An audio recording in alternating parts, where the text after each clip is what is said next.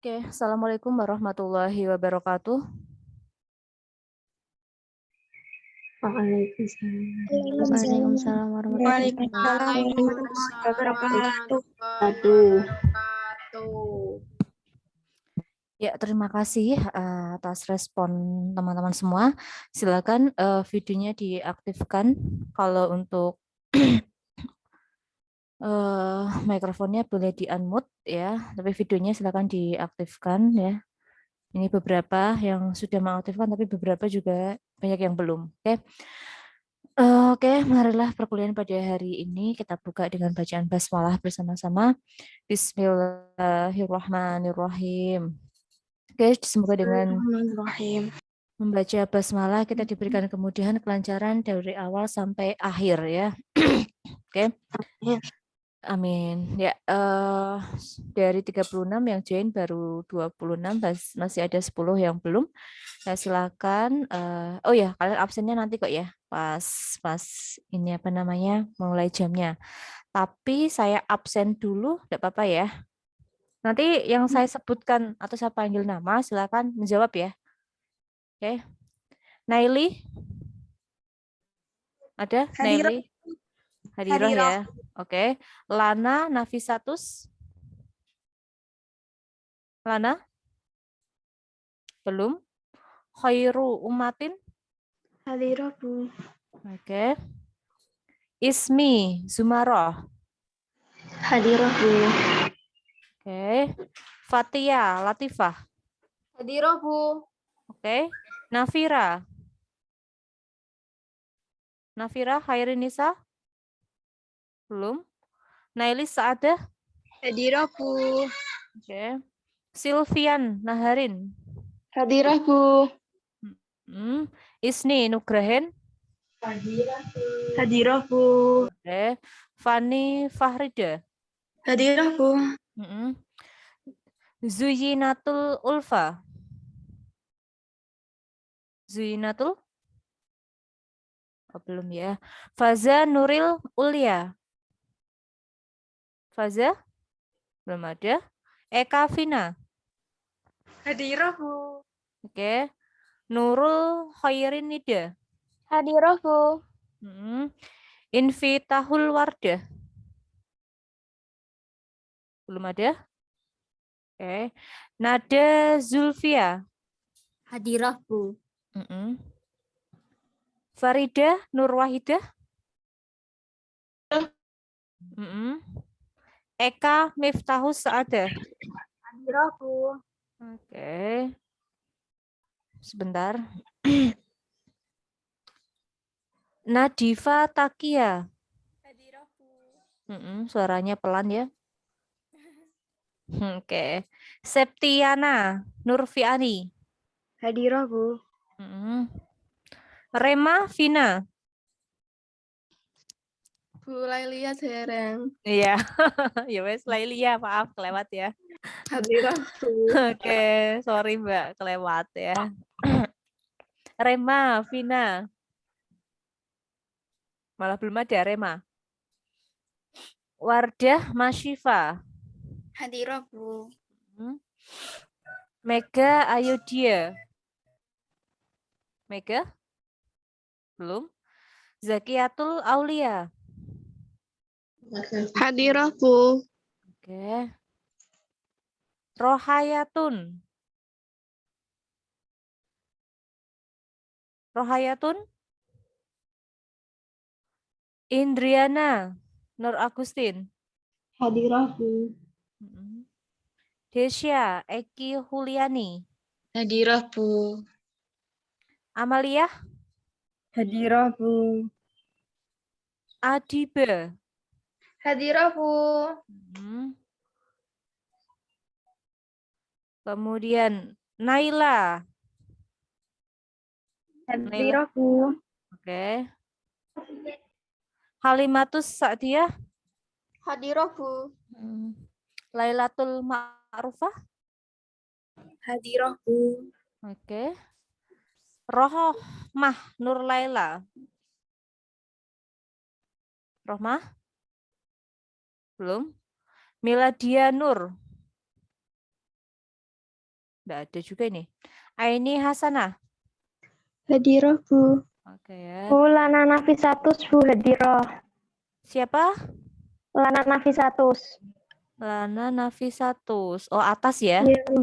Mm-mm. Iya, Bu. Oke. Irfitahul Bu hadirah. Ifti itu. Sebentar. Iftihatul Wardah ya. G. Oke. Ada lagi? Zuinatul, Bu. Oh ya, Zinatul Ulfa. Oke. Ada lagi? Faza? Belum ada? Rema? Mega? Rohayatun? Oke ya. Rohmah sama Miladia. Belum ya? Oke. Berarti terlihat ya yang hadir berapa orang. Oke. Nah. Bu. Siapa? Nafira. Nafira. Oke, Nafira Nisa ya. G. Oke. Sudah semua ya? Ini ada lagi? Di sini yang belum ada 1, 2, 3, 4, 5, 6. Ada 6 ya yang belum hadir. Oke. Ya, nanti bagi teman-temannya yang belum hadir, nanti Ibu absen kembali di tengah-tengah ya. Saya absen. Kalau tidak ada berarti saya langsung ambil sikap ya. Langsung saya isi tidak hadir gitu ya. Oke, hari ini kita lanjutkan ke materi. Minggu yang lalu kita udah bahas mengenai jenis metode dan teknik ya, jenis metode dan teknik pembelajaran bahasa. Sekarang kita melanjutkan ke prinsip pembelajaran bahasa Indonesia. Oke, teman-teman saya yakin sudah mengunduh materi di V-Class ya. Tinggal dicek kembali sambil disimak. Jika ada yang mau dicatat, silakan dicatat. Nanti kita juga buka sesi untuk tanya jawab atau diskusi bersama berkaitan dengan masalah yang terjadi dalam dunia pendidikan khususnya di sekolah dasar atau madrasah. Oke, saya share screen dulu sebentar.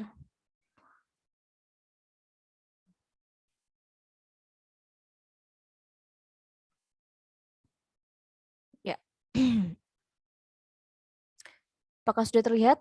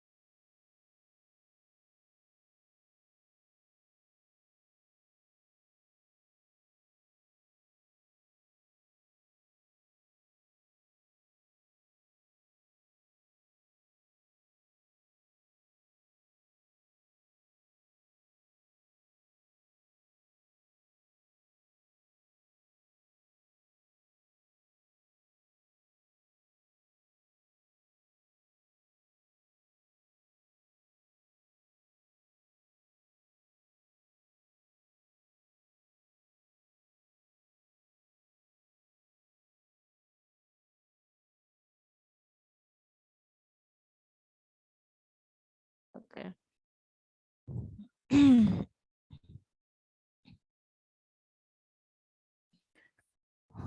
Sudah terlihat PPT-nya?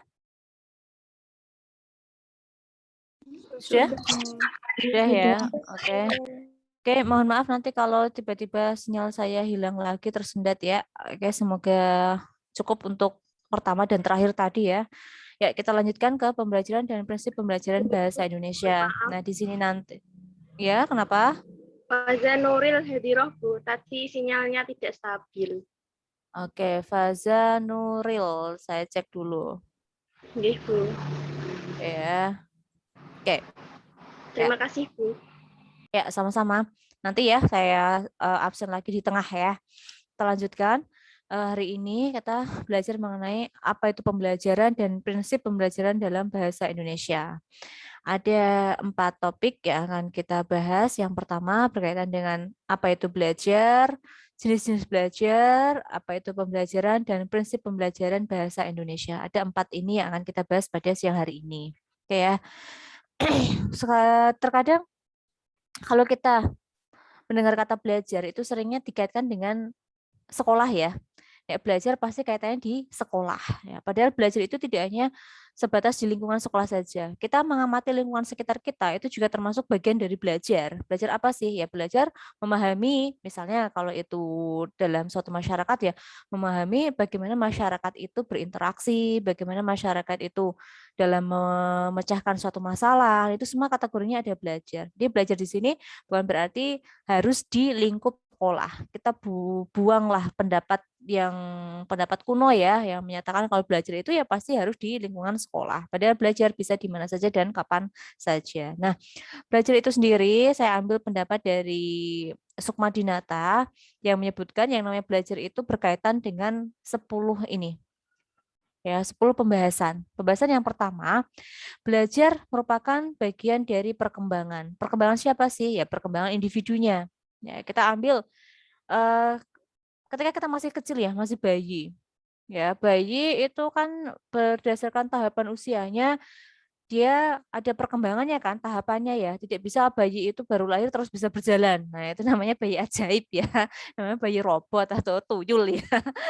Ya, jadi belajar itu ya mulai dari prosesnya ya, dimulai dari sedikit demi sedikit sesuai dengan tahapannya. Saya analogikan ya seperti bayi itu tadi, ada tahapan dia bisa apa namanya guling-guling ya kan, kemudian bisa menggerakkan kepalanya, menegakkan kepalanya, kemudian nanti bisa merangkak, bisa berjalan, akhirnya dia bisa berdiri. Nah, belajar itu butuh yang namanya perkembangan step by step-nya, sama seperti kalian.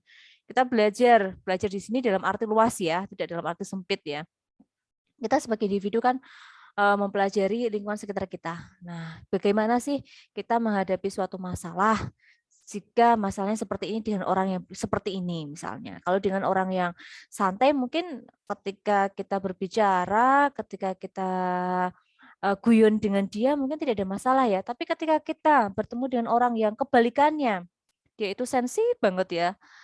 Lagi dijak guyonan kok dikira serius. Nah, itu kan berarti kita juga mempelajari dia ya kan. Oh, ternyata anak ini itu eh orangnya sensitif ya. Kalau saya ajak guyonan yang agak-agak keterlaluan sedikit dia langsung nesu, langsung marah. Oh, berarti ya dia ini bukan tipe yang mudah diajak untuk bercanda. Berarti saya bagaimana sih? Oh, berarti ya ketika berbicara, ketika bertemu dengan orang seperti itu ya kita hati-hati dalam lisan kita, dalam sikap kita juga. Nah, belajar itu juga berlangsung seumur hidup. Ya, di agama kita kan juga ada ya sebuah dalilnya, tapi saya intinya tuh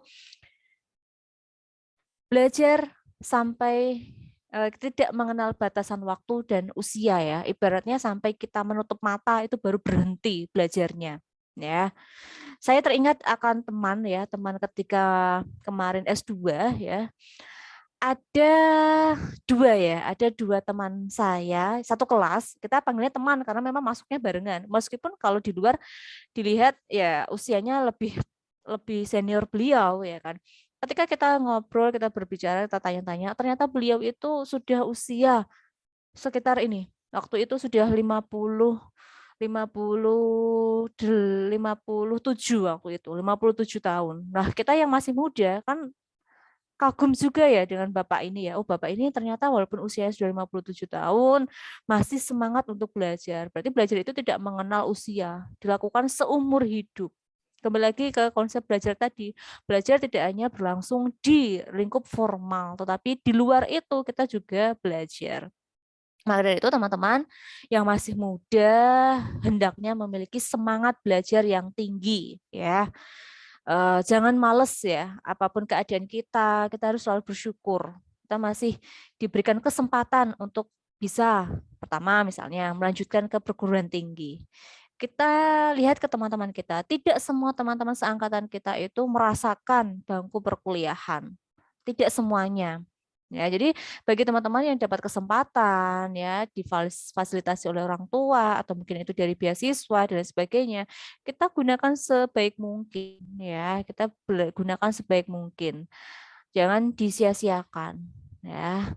Kemudian eh, belajar itu kan pasti menuntut atau paling tidak ya kita ada keinginan untuk berhasil ya. Yang namanya kita belajar kan ada outputnya atau hasilnya adalah kita memperoleh suatu keberhasilan. Nah, keberhasilan itu ada beberapa faktor penyebabnya. Di antaranya adalah usaha. Ya, tanpa usaha tidak mungkin kita memperoleh hasil yang maksimal. Ya, walaupun kita sudah berusaha pun itu kita kembalikan lagi kepada Tuhan, kepada Allah. Ya, karena apa? Allah yang menentukan. Tapi yang penting apa? Kita sudah berusaha dulu, berusaha semaksimal mungkin. Insya Allah, kalaupun tidak kita petik di hari ini, mungkin di kemudian hari kita bisa memetik hasil dari usaha kita. Usaha itu kan hasilnya kan tidak tidak semua langsung bisa dirasakan hari ini juga. Ada yang butuh proses jangka panjang, ya kan? Ada yang butuh katakanlah ya, kalau kalian belajar dari kalian bisa sampai masuk ke IAIN ini, itu kan dulu-dulunya kan ada prosesnya kan. Di SD bagaimana, SMP bagaimana, SMA seperti apa, ngikuti bimbel atau mungkin ikut tes macam itu. Akhirnya apa? Berhasil bisa masuk ke IAIN Kudus. Jadi semuanya itu harus ada usahanya dan hasilnya itu tidak bisa langsung dirasakan semuanya. Ada yang butuh waktu yang lama. Contohnya ini nanti kalian harapannya ketika lulus ini kan jadi guru ya. Ya, kalian semua kan calon guru ya. Saya belum bisa menyebutkan guru karena masih masih calon ya kan, masih calon, belum menyelesaikan studi S1-nya. Kalian semua kan ini calon ya. Untuk mencapai tujuan kalian agar bisa menjadi guru, kalian kan harus berusaha dulu. Kita harus usaha. Ya dengan apa? Kita ikuti prosedurnya, langkah-langkahnya. Ya kuliah ya ada semester 1, 2, 3. Nanti setelah semester 5, nanti ada semester 6, ya kan, semester 7 ada PPL, KKN, ya kan, terus membuat skripsi. Nah, itu kan proses kalian. Nah, nanti kalian merasakannya setelah kalian lulus, apakah langsung kalian bisa jadi guru? Kan ada prosesnya lagi, ya. Jadi semuanya itu butuh usaha. Ya, tidak ada keberuntungan. Keberuntungan itu ada sih sebenarnya, tapi kan tidak semua manusia itu merasakan bejo ya. Bejo itu biasanya ya 1001 ya, tapi semuanya pasti butuh usaha untuk meraih kesuksesan atau keberhasilan dalam pembelajaran. Nah, belajar itu mencakup semua aspek kehidupan. Ya, tidak hanya di lingkup ini tadi, lingkungan formal ya. Belajar itu mencakup semua aspek kehidupan. Kehidupan apa saja? Ya ada kehidupan sosial, bermasyarakat kalian. Kita di situ kan juga belajar bagaimana kita memperlakukan misalnya ketika kalian di tempat wisata, di situ ada penjual ya yang menawarkan dagangannya, bagaimana kalian memperlakukan penjual itu? Kalau kalian pengen beli atau mau menolak, bagaimana cara kalian? Itu kan butuh pembelajaran juga kan. Apakah kalian langsung bilang, "Ah, apa sih? Jajanan apa sih, Bu? Kayak gini kok dijajakan di sini." Nah, kita kan tidak mungkin lah mengucapkan kata-kata seperti itu. Kita kan harus menghormati pula. Kita belajar itu di mana saja dan kapan saja. Ini dia.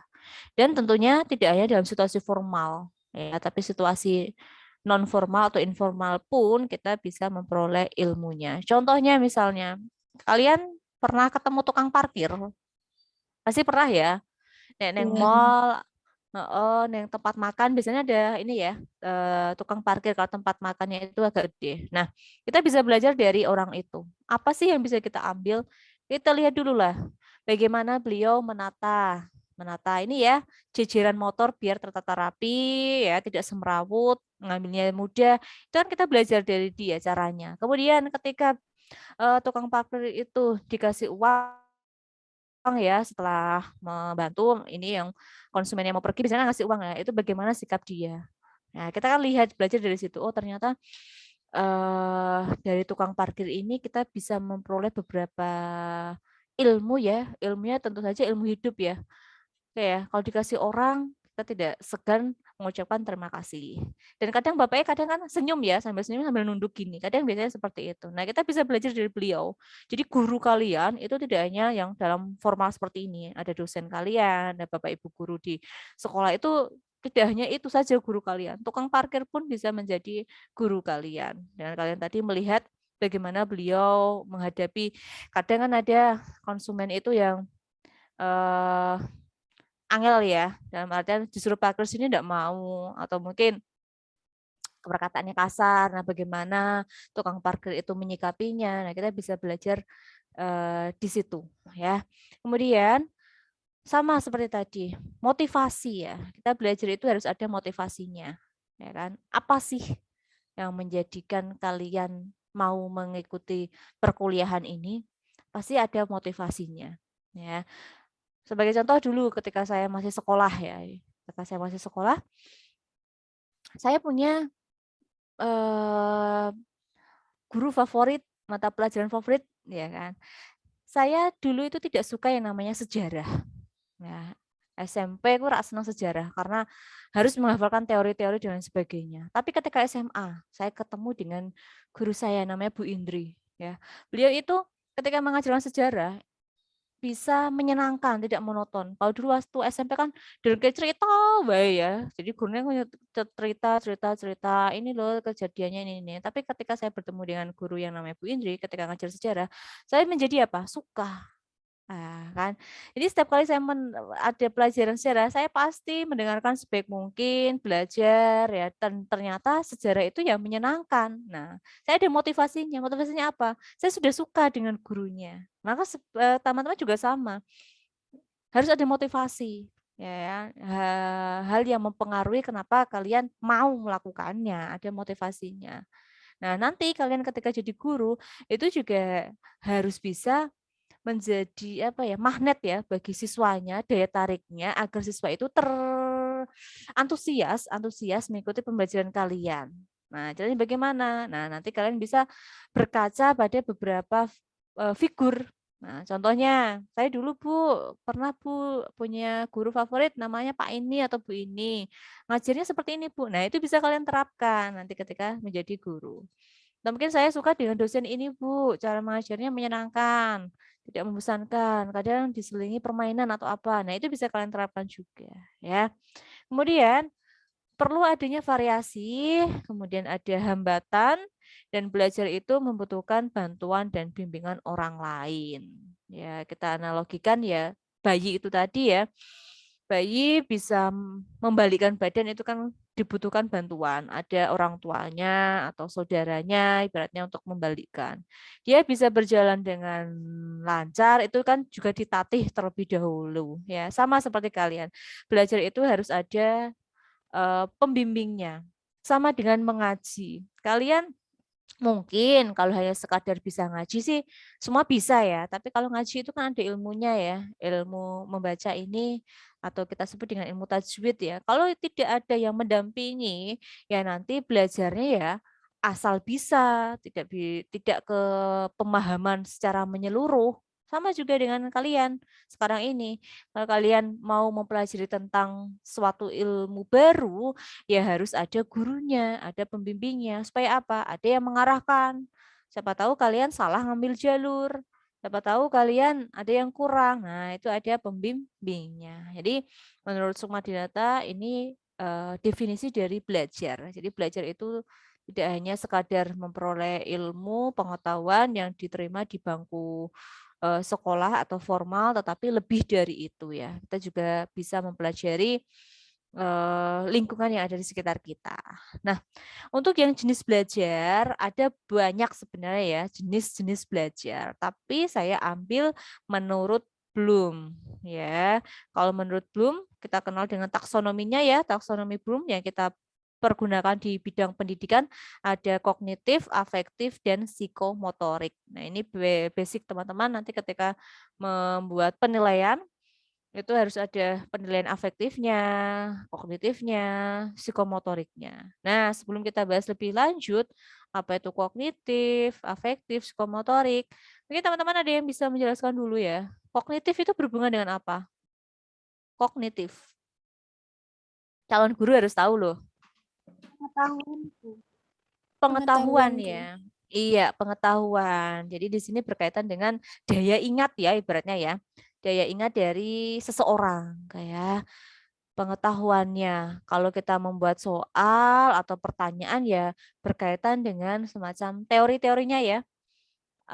Jelaskan yang dimaksud dengan itu kalau C1 ya. Jelaskan pengertian dari sastra misalnya, itu C1. Nah, kalian juga nanti ketika membuat soal juga disesuaikan dengan ininya ya, tahapannya ya. Kalau untuk anak SD biasanya kan C1 sampai C berapa saja. Tidak sampai ke menganalisis yang terlalu rumit ya. Kemudian kognitif pengetahuan, afektif berkaitan dengan afektif.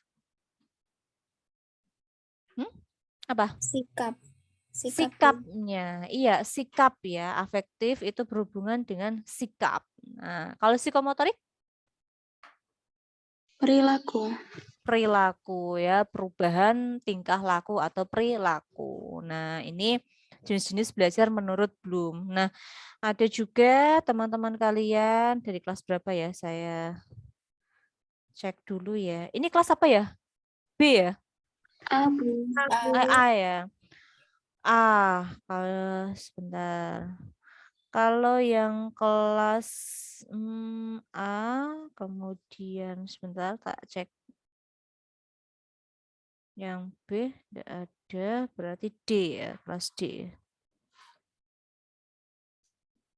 Nah, kalau pendapat dari teman kalian di kelas D, jenis belajar itu menemukan banyak variasi ya. Nanti kalian tidak hanya ke fokus ke ini ya, kalian nanti bisa menemukan jenis belajar versi yang lainnya. Nah, ini ada jenis belajar dilihat dari tujuan dan hasil yang diperoleh ya. Menurut Effendi itu ada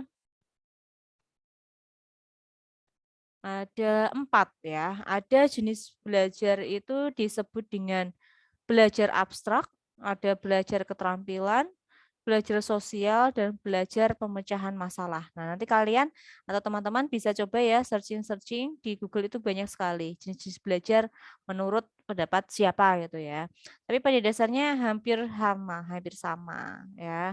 Di sini juga menurut Jamarah jenis belajar itu ada belajar arti kata, ada kognitif juga, menghafal, teori, konsep, kaidah, berpikir, keterampilan motorik. Motorik kan berkaitan dengan psikomotor ini ya, kemudian estetis atau keindahan. Nah, nanti teman-teman bisa melengkapi untuk pengklasifikasian dari jenis belajar. Oke.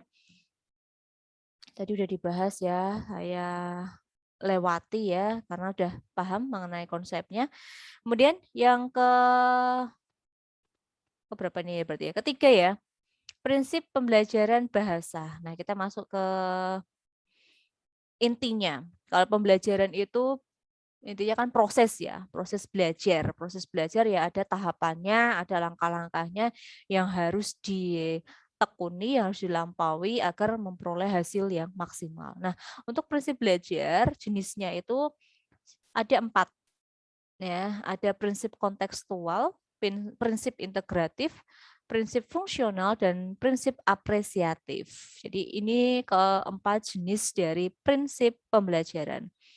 Nah, untuk prinsip kontekstual integratif ini konsepnya tuh pada dasarnya bersama dengan pendekatan. Kemarin kan ada pendekatan kontekstual, ada pendekatan integratif, itu konsepnya hampir sama. Ya. Nah, untuk menjalankan prinsip kontekstual itu nanti juga ada tahapan-tahapannya atau jenis-jenisnya, maaf, ada jenis-jenisnya yang bisa kalian lakukan. Ya. Nah, dari namanya saja kita lihat yang pertama, prinsip kontekstual. Konteks itu berkaitan dengan apa? Konteks berkaitan dengan hai. Nyata, Bu. Nyata. Iya, nyata. Tersusun. Apa, Mbak? Nyata tersusun. lebih tepatnya nyata ya, sesuai dengan konteks, lingkungan. Ya, nanti ada istilah konteks, ada istilah koteks, itu beda. Kalau koteks itu di istilah pragmatik ya, beda huruf ternyata beda mananya. Oke. Kembali lagi ke prinsip kontekstual. Iya, tadi dijawab siapa ya yang menjelaskan sedikit tadi siapa? Mbak siapa? Mbak Fani, Bu. Fani ya. Oke. Ya.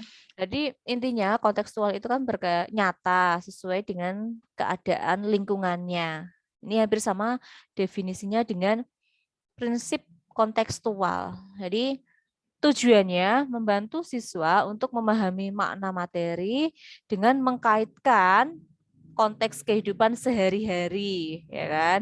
Sehingga siswa memiliki pengetahuan maupun keterampilan yang dinamis dan fleksibel untuk mengkonstruksi sendiri. Jadi intinya pembelajarannya itu diterapkan dengan kehidupan sehari-hari.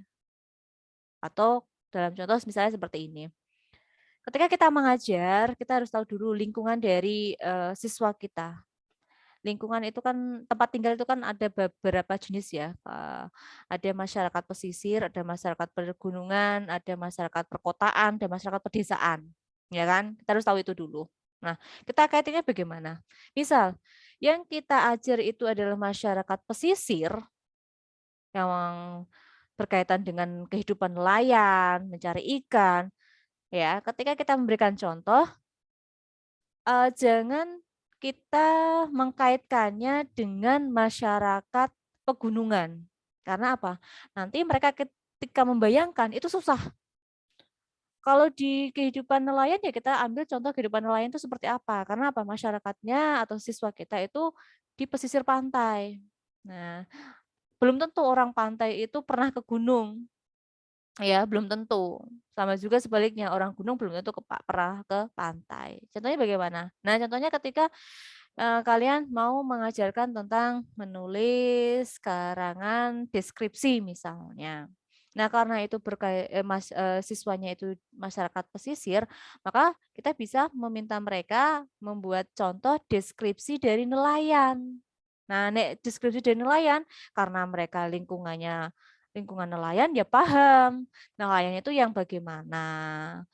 Terus aktivitasnya seperti apa. Kalau mencari ikan itu pas jam-jam berapa atau masa apa, itu pasti dia akan bisa menjelaskan. Tapi kalau kita kasih contohnya itu misalnya tentang apa namanya, kalau di pegunungan itu tentang menjelaskan tentang keindahan alam dari gunung misalnya, ya mendeskripsikan keindahan gunung, dia aja belum pernah ke sana ya pasti ya bingung toh. Ning gunung ku biasanya nopo toh? Nopo sih? Apakah ada binatang buas dah? Nek misalnya ada binatang buas apa itu? Lah kan dia membayangkannya terlalu susah. Nah, ini yang namanya kita kaitkan dengan ke lingkungan sekitar. Nah, kalau itu pedesaan, nah nek pedesaan ya biasanya dengan pertanian biasanya. Pertanian ya, petani itu bagaimana? Kalau yang sekalian suruh buat itu adalah siswa kota, dia aja tidak pernah melihat tanaman padi, sawah aja tidak tahu, tidak pernah melihat, yang dia lihat itu hanya gedung-gedung. Ya bingung mendefinisikan petani itu bagaimana. Paling hanya petani ya yang sawah Bu, di sawah saja. Tapi kan dia tidak tahu bagaimana bercocok tanamnya, kemudian jenis-jenis tanamannya yang bisa ditanam itu apa saja. Nah, ini sangat penting untuk prinsip kontekstual. Nah, prinsip kontekstual itu ada beberapa hal. Yang pertama adalah konstruktivisme, jadi mengkonstruksi terlebih dahulu, mendesain ya. Kemudian yang kedua adalah menemukan, siswa menemukan sendiri. Kemudian setelah menemukan kita arahkan kepada bertanya, ada tanya jawab. Tanya jawab itu bisa siswa ke siswa ke guru atau dibalik guru ke siswa. Kemudian ada masyarakat belajar, ini berkaitan dengan kelompok ya. Ada pemodelan dan refleksi. Ini tahapan dalam prinsip pembelajaran kontekstual. Yang pertama kita konstruksi dulu ya. Jadi kita jelaskan dulu lah ibaratnya seperti itu. Nah, kemudian dia minta untuk menemukan sendiri.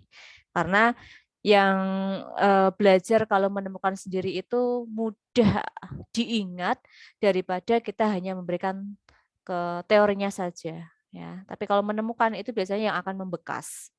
Ya. Contohnya nanti ketika kalian ini aja pas perkuliahan, kalau kalian hanya menerima, ya, hanya menerima tapi tidak mau untuk mencari, maka lebih cepat lupa. Tapi kalau kalian mau menemukan sendiri, mau mencari, itu lebih lama tersimpan di otak kita, lebih lama mengingatnya. Nah, kayak gitu. Sampai di sini ada yang mau didiskusikan dulu sebelum saya lanjut? Ada? Belum, Bu. Silakan. Ada Mbak? Belum ada ya? Belum, Oke ya. Bu. Kalau belum, tak lanjut ya. Bu Miladia hadir, Bu. Oh, siapa?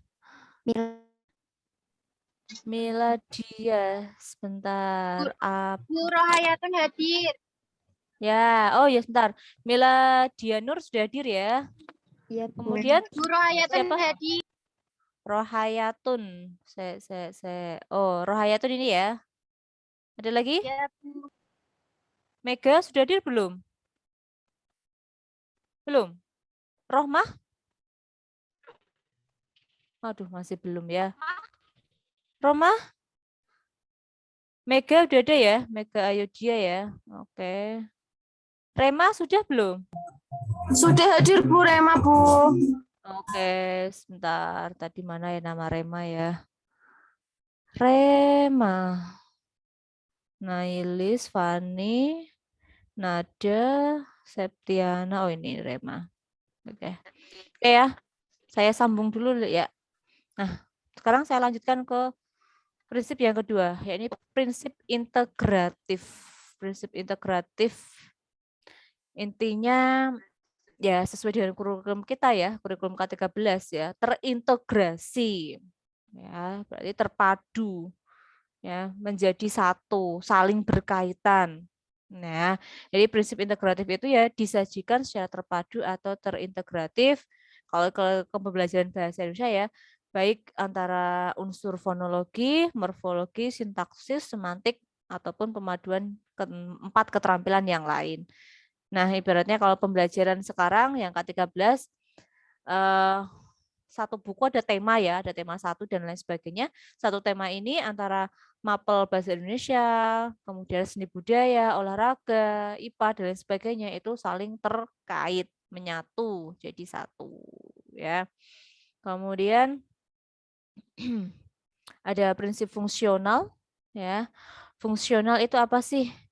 Fungsional intinya adalah pembelajaran bahasa pada hakikatnya sejalan dengan konsep pembelajaran pendekatan komunikatif. Komunikatif itu bisa dipahami, ya. Komunikatif itu bisa dipahami. Di sini untuk konsep fungsionalnya sesuai dengan fungsinya, guru bukanlah penguasa dalam kelas, ya.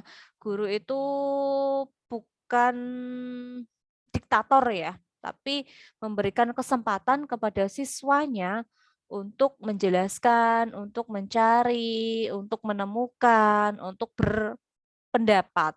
Nah, ini kalau nanti ketika jadi guru, ya hendaknya bisa memposisikan diri kita. Guru sekarang itu sebagai fasilitator, menjembatani apa sih yang diinginkan oleh siswa kita, apa sih kebutuhan mereka. Kita menjembatani saja, kita membantunya. Tapi untuk yang menemukan dan sebagainya itu adalah siswanya. Kita tinggal menambahi. Nah, bagaimana caranya? Ya, nanti kita lihat di lapangan siswa kita itu seperti apa. Bisa enggak sih dibuat semacam itu? Kalau misalnya tidak bisa, ya berarti kita ubah sedikit polanya. Saya lihat chat dulu ya. Ada yang ngechat. Oh ya, Mega hadir. Oke, tadi sudah ya Mega. Oke, kemudian yang terakhir itu adalah prinsip apresiatif. Mendengar kata apresiatif sering kita mengartikan ini ya, ke karya sastra ya.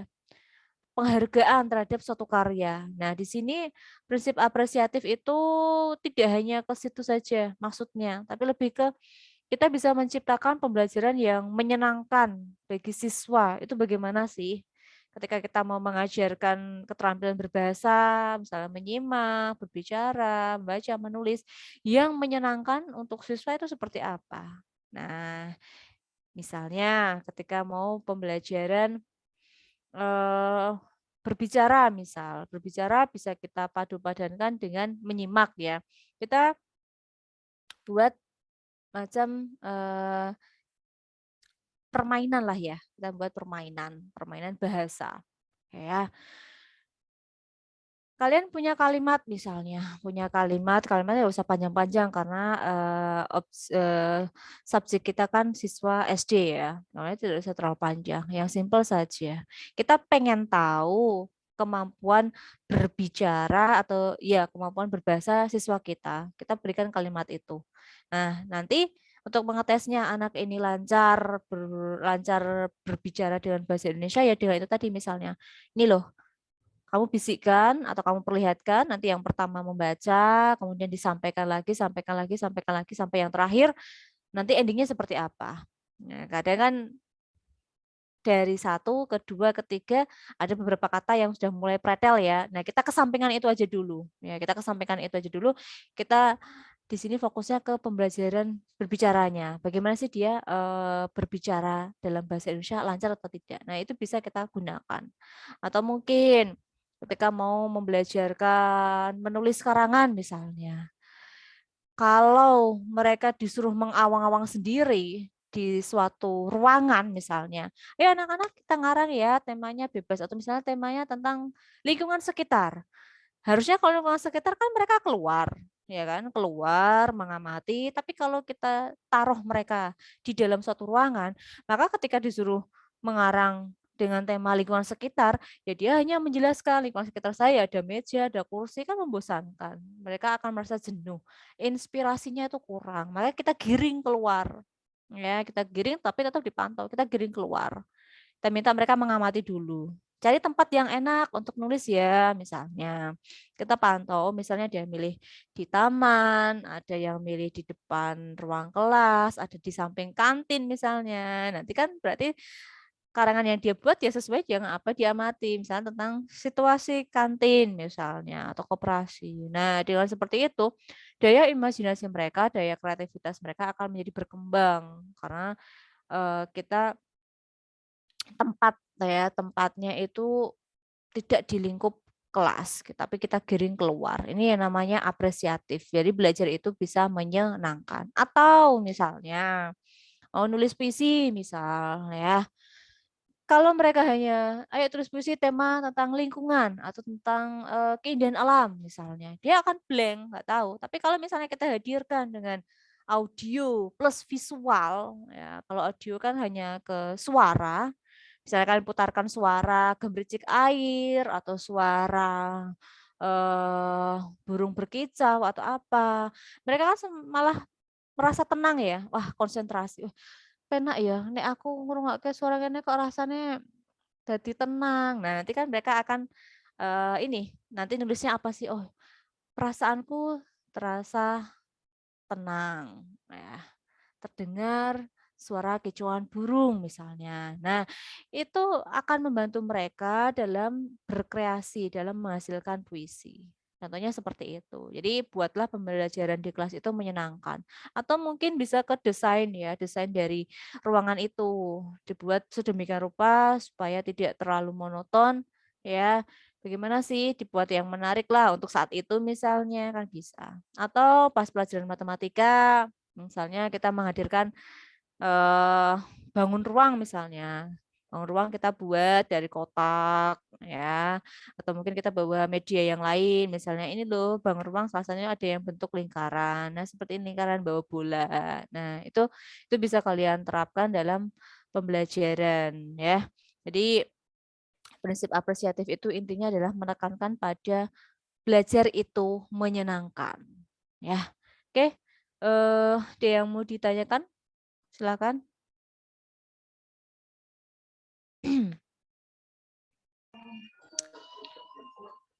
Bu, saya mau bertanya. Iya, tanya apa, curhat ya? Bu, saya tanya.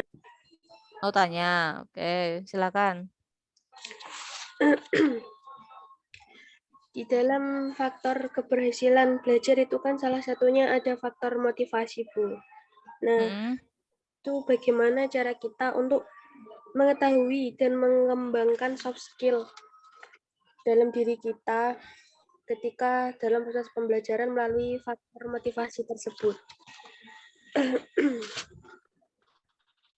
Coba diulangi, Mbak.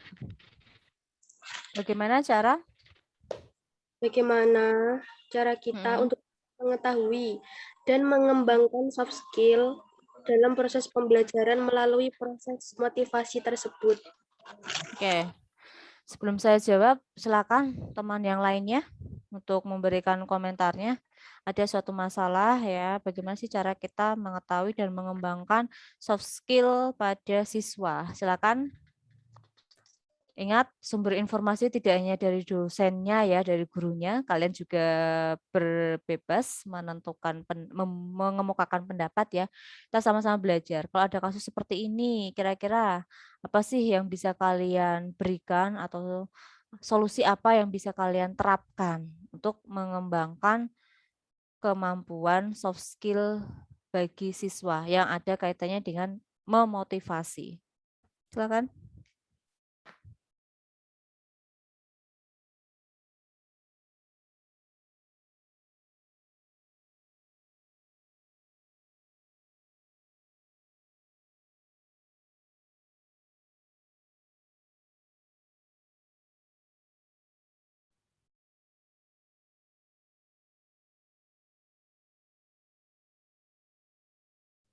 Oke, silakan coba dijawab teman-temannya. Ayo berusaha mencari, menemukan lah. Gimana menurut kalian?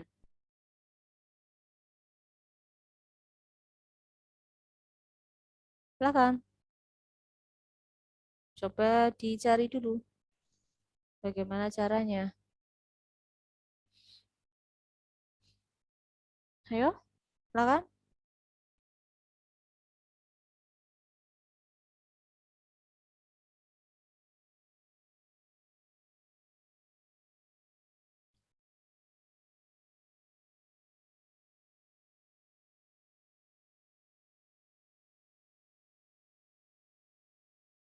Ayo, kok semua diam?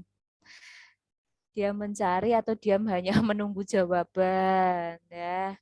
Ingat ya, salah satu faktor penilaian saya itu aktif. Aktif tidak hanya sekadar bertanya, tapi juga aktif menanggapi atau menjawab pertanyaan.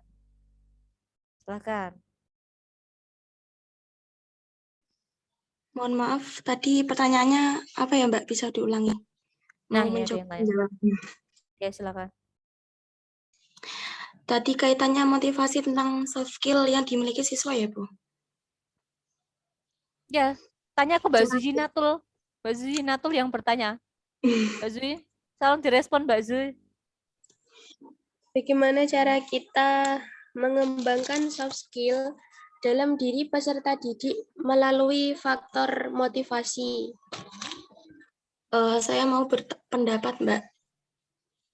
Ya, Menurut saya, ketika kita ingin mengembangkan soft skill yang dimiliki peserta didik, motivasi kita adalah dengan melakukan pendekatan. Kita melakukan pendekatan kepada peserta didik, apa yang dia sukai, sehingga kita jadi tahu bagaimana soft skill yang dimiliki peserta didik itu. Jadi intinya tuh kita harus melakukan pendekatan, Mbak. Pendekatannya ya dengan kita bertanya dia suka apa, terus bagaimana biasanya dia mengembangkan bakatnya itu, entah misalnya menyanyi. Biasanya dia bernyanyi di kamar mandi.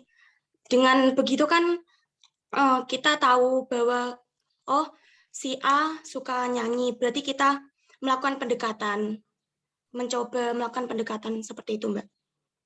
Mungkin teman-teman ada yang ingin menambahi. Terima kasih. Ya, itu tadi pendapat Mbak Fani ya. Bagaimana Iya, sih cara mengembangkan soft skill pada peserta didik dengan jalur motivasi? Dia memberikan solusinya adalah kita pendekatan, PDKT ya. Iya, Bu. Kita bisa tahu anak ini sukanya apa itu ya dari pendekatan itu. Ya, itu menurut Mbak Fani. Tapi menurut yang lain bagaimana? Iya, Kita Bu. tunggu jawaban yang lain. Menurut apa kira-kira? Silahkan. Ini kayak yang selalu aktif tuh Fani ya. Fani terus apa mau ya jenenge Rohayatun ini kayak juga lumayan kemarin. Terus Mbak siapa ya sebentar. Ini Mbak Eka itu lumayan aktif. Nah, yang belum pernah dengar suaranya ya kayak Mbak Miladia, Mbak Faza, Mbak Desya, kecuali kalau dipanggil pas absen baru dengar suaranya. Tapi untuk kemukakan pendapatnya ini masih malu-malu. Oke, silakan memberikan pendapatnya. Semakin banyak yang berpendapat, maka informasi yang kita peroleh itu semakin banyak. Dan kita dapat ilmu juga ya. Jadi punya ilmu itu dibagi, jangan hanya disimpan untuk konsumsi sendiri ya. Lebih bermanfaat ketika dibagikan ke orang lain. Yuk, silakan. Selain pendapatnya Mbak Nafira. Bu, saya mau menambahi pendapat dari Mbak Fani tadi. Bisa? Ini Mbak Desya ya? Desya? Ya, nggih. Oke, berarti sebut langsung ini. Oke. Silakan. Tadi Mbak Fani kan dengan cara pendekatan ya, saya tambahi dengan cara mendukung kegiatan yang anak yang sukai itu loh Bu. Terus memberikan pelatihan gitu. Tidak hanya dengan cara pendekatan saja. Kita harus memberikan motivasi juga, memberikan pelatihan juga, terus mendukung kegiatan yang anak itu sukai. Menurut saya begitu. Oke. Yang lain? Bu, saya coba menambahi jawaban. Saya coba Ya, dari Naili dulu ya. Naili dulu ya. Silakan Mbak Naili. gini. Selain melalui pendekatan dengan siswanya, menurut Mbak Fani tadi, kita juga bisa melakukan pendekatan atau kolaborasi dengan orang tuanya. Maksudnya gini, Bu. Biasanya anak kan ada yang pendiam di kelas, tetapi ketika di rumah kan dia aktif gitu. Kita tidak tahu kan. Nah, kita bisa bertanya melalui orang tuanya, Bu, bakat yang dimiliki si A ini apa? Nah, ketika guru itu tahu, nanti kita bisa sama seperti Mbak Desya memberikan sebuah latihan atau sebuah pelatihan atau motivasi kepada siswa tersebut, bisa menceritakan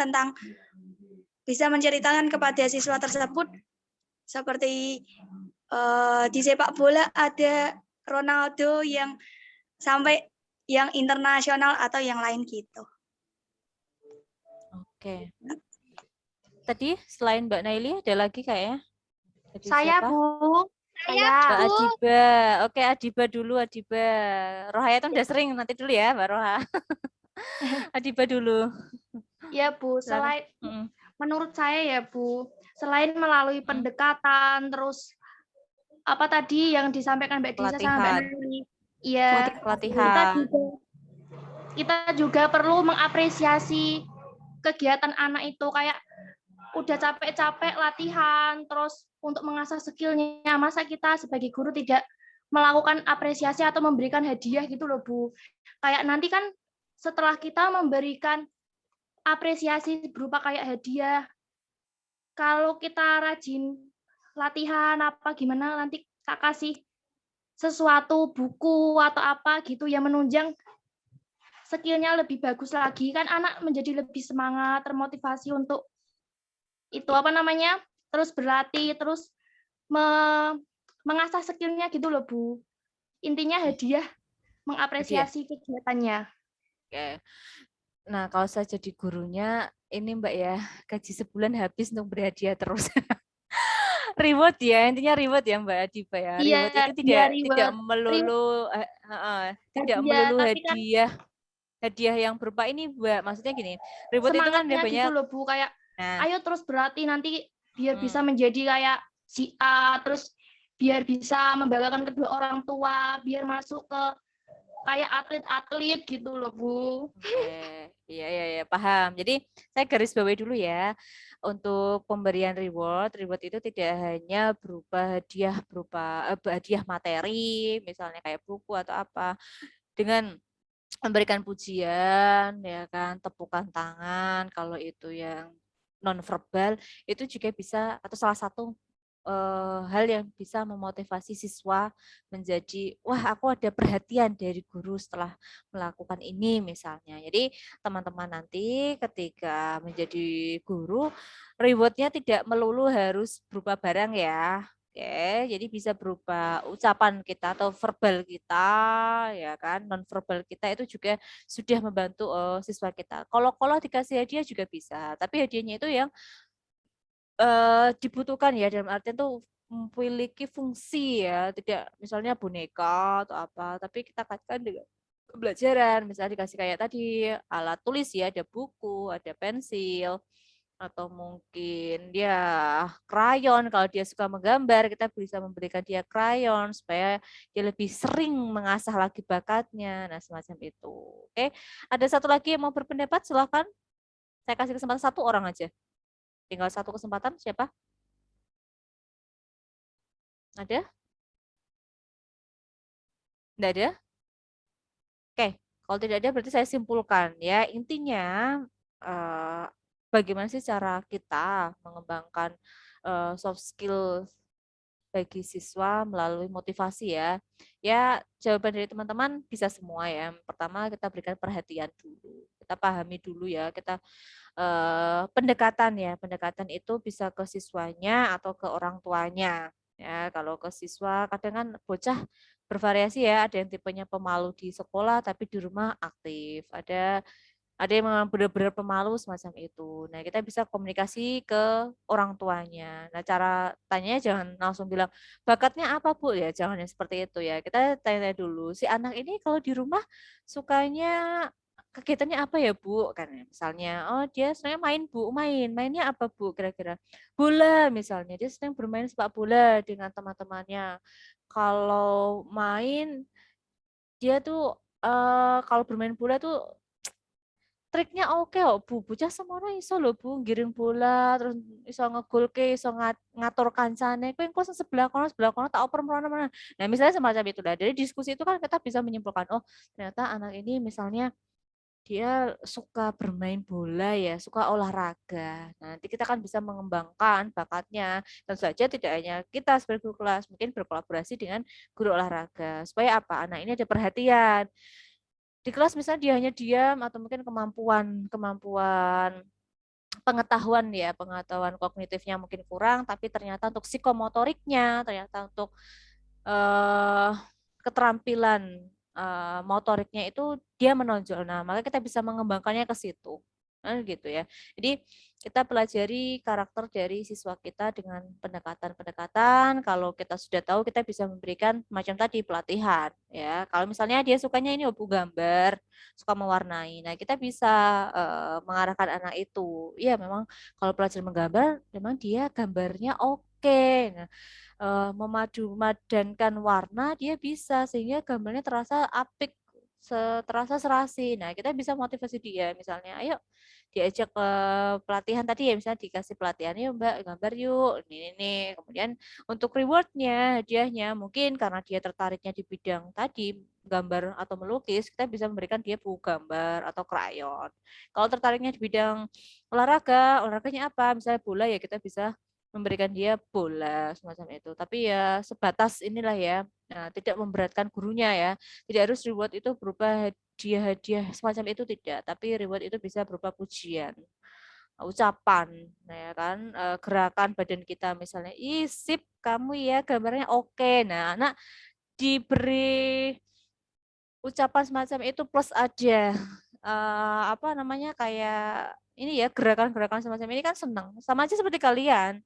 Kalian ketika bisa menjawab atau kalian misalnya dapat nilai oke ya, tertinggi, kalau mendengar dosen mengucapkan, "Ih, Mbak Eka kuwi top kok ya. Dia dapat ini nilai tertinggi di UTS kita hari ini. Yuk kasih tepuk tangan untuk Mbak Eka. Kita tepuk tangan. Mesti langsung kalian, ih seneng deh. Nah jadi tidak melulu harus dikasih hadiah-hadiah barang semacam itu ya. Seperti itu ya Mbak ya cara memotivasinya. Oke ya. Ya ada lagi yang mau ditanyakan? Saya kasih satu lagi. Kalian sudah mulai ke ini ya. Tak geser saya. Pembelajaran tematik ya. Ini harusnya masuk ini, tapi karena minggu kemarin saya ini belum saya ganti ya, jadi tidak apa-apa wes, nanti bisa geser lah. Rencana kan bisa maju, bisa mundur ya, bisa juga tepat ya. Minggu depan berarti ini ya, pembelajaran tematik integratif kurikulum 2013 sekolah dasar. Nah, oke. Sekarang gini, tak lihat dulu ya. Kurikulum 2013, oke, RPP. Evaluasi ini UTS ya. Nah, minggu depan teman-teman carilah materi berkaitan dengan ini. Pembelajaran tematik integratif kurikulum 2013 sekolah dasar. Cari ya. Nah, nanti di dalamnya ada pengertian karakteristik dan landasan pembelajaran tematik. Nah, iki main gampang. Kalian totalnya ada 36 ya, benar? Ada 36? Iya, Bu. Nah, Iya. nah wes Iya, Bu. 36. Oke. Kita bentuk kelompok, satu kelompok 6 orang ya. Atau pakai kelompok yang kemarin ada ya? Masih ada? Masih ada Bu pakai kelompok Nah, itu aja. Nah, kelompok yang kemarin aja ya, daripada kita buat lagi, kelompok yang kemarin ya, itu satu kelompok 6 orang, nanti dilihat kembali ya, atau dikirim kembali di grup, tidak apa-apa ya nanti ya, mengingatkan saya juga ya. Nanti masing-masing kelompok silakan jelaskan. Untuk yang kelompok 1, ya, kelompok 1 dapat nomor 2. Oke, ditulis ya. Yang koordinator makul bahasa Indonesia siapa? Koordinatornya. Ada enggak? Hai. Nah, gini aja wes, tak tulisnya grup juga nanti ya. Nanti gini, kelompok 1 bahas nomor 2. Oke? Kelompok 2 bahas nomor 3. Ya. Kelompok 3 bahas nomor 4. Kelompok 4 bahas nomor 5. Kelompok 5 bahas nomor 6 dan kelompok 6 bahas nomor 7. Yang nomor 1 ini nanti saya. Ya. Nomor 1 pembelajaran tematik pengertian karakteristik dalam dasarnya nanti biar saya yang menjelaskan. Tapi mulai dari 2 sampai 7 ini itu masing-masing kelompok. Ya, paham ya? Ya. Kelompok 1 nomor 2. Paham ya? Kelompok 2 nomor 3, kelompok 3 nomor 4, kelompok 4 nomor 5, kelompok 5 nomor 6, dan terakhir kelompok 6 nomor 7. Silakan kalian cari materi berkaitan dengan ini. Tematik integratif itu apa sih? Ya kan? Apa aja yang berhubungan dengan itu? Ya. Integrasi interdisiplinernya apa? Multidisiplinnya apa? Ini. Silakan cari di Google bisa. Karena kan gampang nyari di Google ya. Atau nyari artikel ilmiah bisa berkaitan dengan ini. Paham? Nanti Iya, tak tulis, saya insya Allah nanti malam atau besok tak bukakan yang V-Class ya. Jadi batas pengerjaannya kapan, maksimal pengumpulannya kapan, sehingga hari Senin nanti teman-teman bisa memaparkan temuannya. Itu ya. Oke, paham? Bu. Oke, ada yang mau ditanyakan sebelum saya akhiri? Itu dikirimnya perwakilan satu kelompok satu. Perwakilan saja, iya. Iya, Bu. Dibuat makalah yang mengumpulkan perwakilannya saja. Jadi nanti ada 6 orang yang mengumpulkan. Usahakan akses Google Drive-nya, kalau itu dikirim lewat Drive ya, itu dibuka ya, jangan dikunci. Makalah biasa aja Mbak ya, nggak yang langsung ada kata pengantar, nggak usah, daftar isi nggak usah, cukup ya langsung cover, pendahuluan, isi sama penutup, sama referensinya, referensi sumber dari mana kalian memperoleh, udah gitu aja. Oke, oke, paham ya? Minimal referensi Apa? Gak ada minimal referensi. Suaranya terputus-putus ya Mbak? Nggak ada minimal referensi, Bu. Oh, minimal referensi. Ya, kalau minimal ya saya minimal karena ini agak simple, pembahasannya minimal 3. Ya. Untuk jumlah halamannya, Bu. Tidak saya batasi. Yang penting pas jelas no paham. Kamu banyak sekali halamannya hanya kopas, tapi paham kalau pas jelas kayak itu rugi. Tapi kalau misalnya sekitar 10 ya, 10 halaman, tapi kamu bisa menjelaskan itu lebih baik daripada 20-an halaman tapi orang mudeng di sini beberbelas, itu yang tidak saya inginkan. Oke. Paham nggih? Nggih, Bu. Oke. Kalau saya adakah yang belum saya panggil? Tak cek nosek ya. Siapa ini? Rohmah Nur Laila udah masuk belum? Rohmah?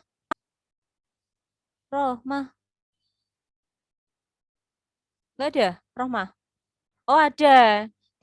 Nah, kamu suaranya enggak masuk Mbak Rohmah ya. Oke, ya udah hadir semua ya, meskipun di tampil ini ada 2 ya yang mental mungkin ya, enggak apa-apa. Oke, kalau gitu sebelum saya akhiri, saya mau ambil gambar kalian sebentar. Oke. Ini apa ya? Sebentar. Oke. Ada 2 slide ya. Nanti saya mulai dari slide yang pertama. Slide pertama silakan diaktifkan videonya. Kalau tidak kelihatan ya rezeki ya. 3, 2, 1. Oke. Nah, slide yang kedua. Ya, 3, 2, 1. Oke ya, bagi yang belum kejepret ya mohon maaf ya, pas jepret pas kalian masih belum terlihat ya. Oke, kita akhiri perkuliahan hari ini dan baca hamdalah bersama-sama. Alhamdulillahirabbil alamin. Alhamdulillahirabbil alamin. Amin. Oke, saya akhiri. Terima kasih untuk hari ini ya. Semoga kita senantiasa diberikan rezeki sehat sehingga bisa mengikuti perkuliahan dengan lancar. Terima kasih. Wassalamualaikum warahmatullahi wabarakatuh. Waalaikumsalam warahmatullahi wabarakatuh. Ya, langsung iya sama-sama. Saya Liv ya. Nggih.